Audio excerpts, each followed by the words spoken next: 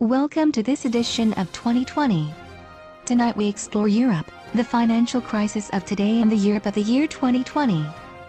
We'll hear from three reporters in the field as we investigate the story of Europe, 2020. First, let's turn to Bernadette Fields for an overview of the European financial crisis of the last few years. Bernadette? Thanks.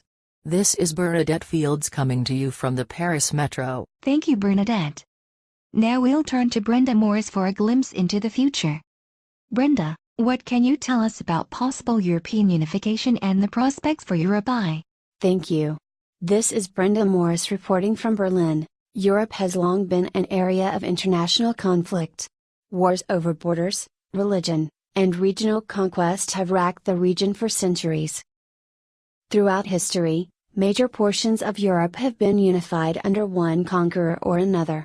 Charlemagne in 814, Napoleon in 1810, Hitler in 1942. After World War II, calls to unify Europe to prevent further wars began.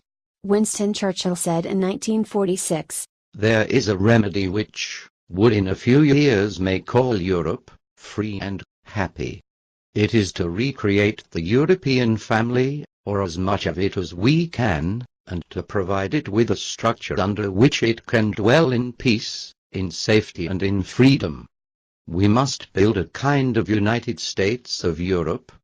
By the end of 1992, the Maastricht Treaty on European Union was signed, creating three pillars: the European Communities, the Common Foreign and Security Policy, CFSP, and Police and Judicial Cooperation in Criminal Matters, the Justice and Home Affairs, JHA. The treaty introduces the concept of European citizenship, reinforces the powers of the European Parliament and launches the Economic and Monetary Union, EMU. The euro currency came into existence in 1999.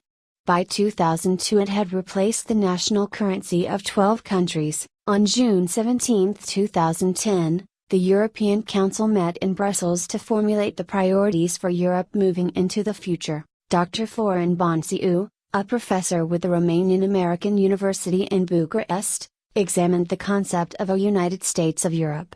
Dr. Bonsiu, thank you taking the time to speak with me. You wrote an interesting paper on the conceivability of the United States of Europe. Type it, and your character will say it. Max. 180 charge. Finally, we turn to April Murdaugh for a look at the sociological effects for the people of Europe. Thank you. This is April in our studios in London.